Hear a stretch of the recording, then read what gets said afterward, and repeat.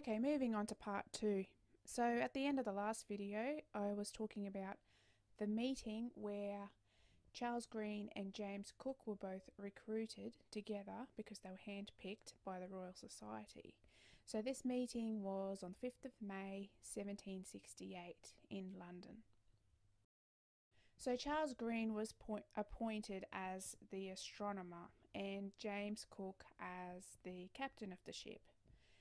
Now, the usual narrative around the Endeavour voyage is that it was a scientific expedition conducted by the Royal Society, and the main goal of it, the main purpose of it, was to travel to Tahiti to watch a rare astronomical event, and that is the transit of Venus. Now, as this is an astronomical event, you would expect there to be a party of astronomers on board the Endeavour. It is an astronomical voyage after all, but that's not the case. There were only 2 astronomers on board the Endeavour, and one of these astronomers, surprisingly, was James Cook himself. So what credentials does James Cook have as an astronomer? The answer is not much at all. James Cook observed a partial solar eclipse once when I think he was in Newfoundland, and he wrote a report about it and it was published in a journal. And also he's a navigator and a seaman and a navigator, and as such he would probably know a bit more about astronomy than the average person because mariners use celestial navigation. However, that still doesn't make him an astronomer.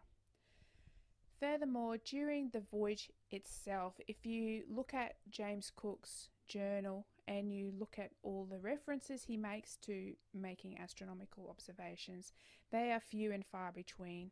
He really doesn't seem to have much of an interest in astronomy at all. So why was he appointed as an official astronomer on board? And why weren't there more astronomers on board? You would expect an entire party of astronomers to be on this voyage.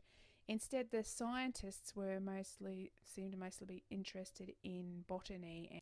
So why was Cook appointed as an astronomer? Now, I think the reason behind this is because of these secret instructions that I referred to before.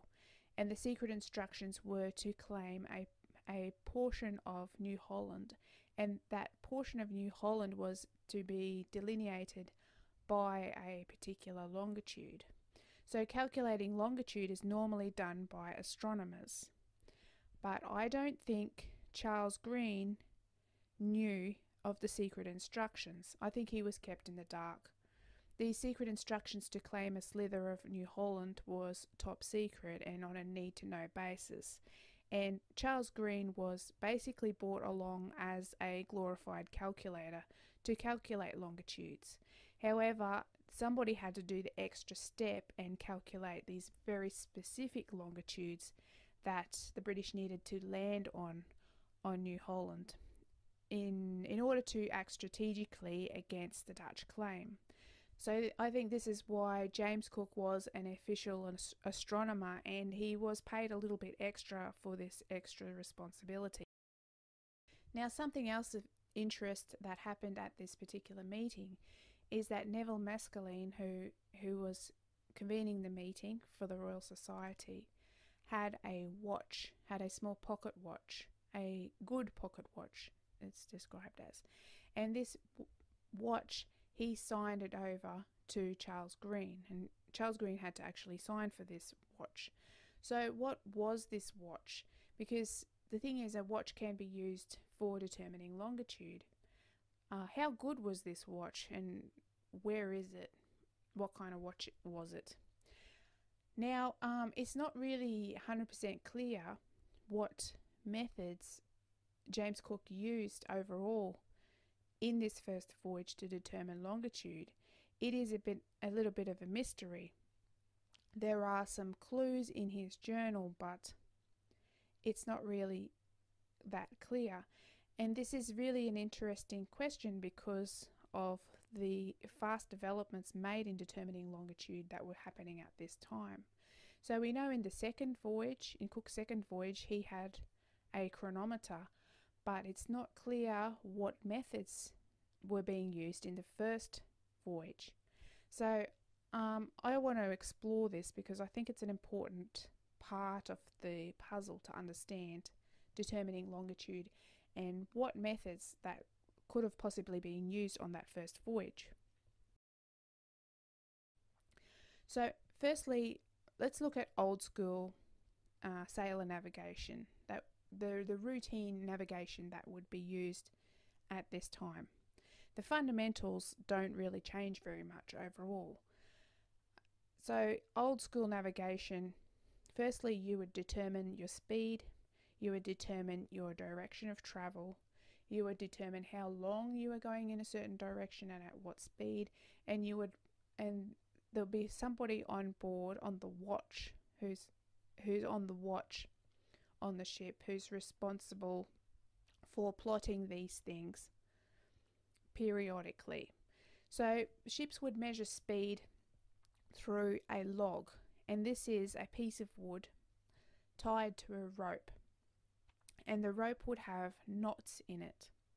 So what would happen is they would get a sand glass timer, which is kind of a short period, like a minute or so. They would throw the log overboard. The person measuring the speed would hold the rope that log is tied onto in their hand, and they would count as the log gets dragged out by the ship's movement. The person measuring it would count the number of knots that pass through his hand. So this is where the term knots come from, as in speed of a ship.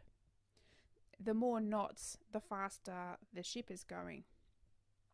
So once you've determined your speed, it's next a matter of seeing which direction you're travelling, and they can use a compass to do this.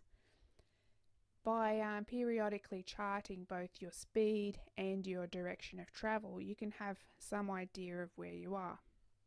So another important piece of equipment is pen and paper, which would be used to record these details and keep track of them. And this was made into what's called a ship's log.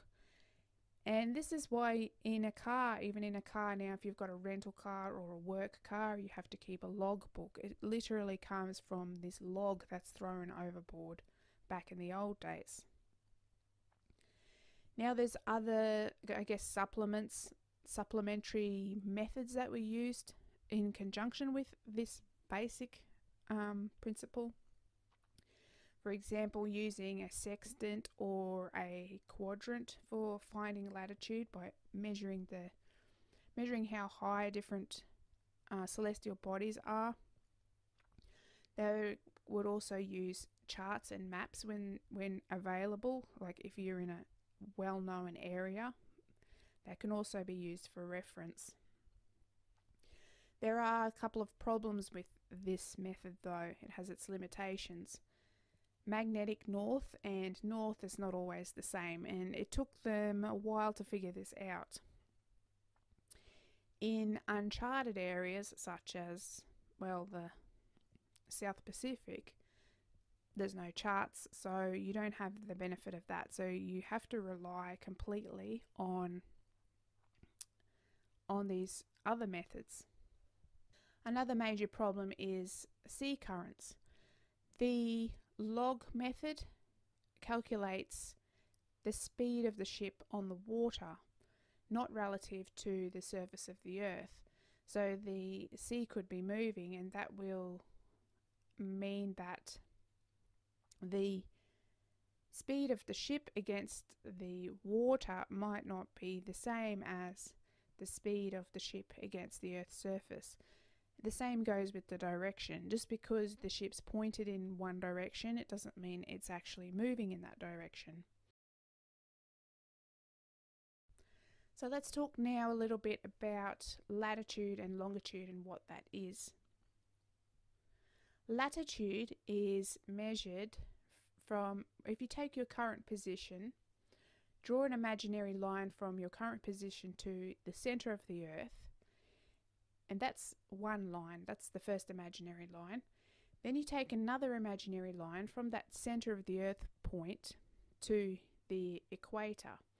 The angle between those two lines is your latitude. If you are at the equator, that line, those two lines will be identical, so the angle between them is 0. So the equator is latitude 0. If you're standing at, say, the North Pole, that line will be 90 degrees from the equator. So the poles have a latitude of 90 degrees. Longitude divides the belly, the width of the Earth, up into 360 degrees. So the 0 point is arbitrary, but now it is standardized at approximately at the Greenwich Observatory. But back in the old days, different European powers used different 0 points.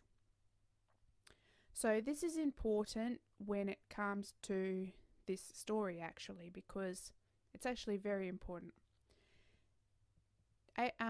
James Cook was trying to find points that Abel Tasman recorded. Now, Abel Tasman recorded his longitudes in a different system than what the British use. The Dutch measured their longitudes from the peak of Tenerife, whereas the British measured their longitudes from the Greenwich Observatory. So there is a bit of an offset between these 2 points. This offset needs to be corrected before Cook can locate any points from Abel Tasman. Another adjustment that Cook has to make is that during Cook's voyage, he is reckoning his longitudes west from Greenwich. He is travelling from Greenwich and he's going west, and he's starting at 0, and then he is counting 1, 2, 3, 4, 5 all the way up to 360 when he returns back to the longitude of Greenwich. Now the thing is, Abel Tasman was travelling in the opposite direction. Abel Tasman was reckoning his longitudes east of Tenerife. So what this means is that the Dutch coordinates not only need to be offset by the difference between Tenerife and Greenwich, but they also need to be flipped around in east-west. They need to be inverted in a way, a mathematical inversion. Now this is important because this is how a mistake is made. There's a big mistake made along the way, which I'll get into later. Now I'll just show you this map here, and it just shows you an overlay of the British system that Cook was using, which was going west of Greenwich, and Abel Tasman's system, who was going east from Tenerife. Now if you see on this map, we've got New Zealand. New Zealand is right near the 180 degree mark for both of these. It actually falls on either side of that 180 degree line. This is part of the problem that Cook came up with. The conversion of some of the longitudes in New Zealand was actually the cause of an error, which I will talk about later on.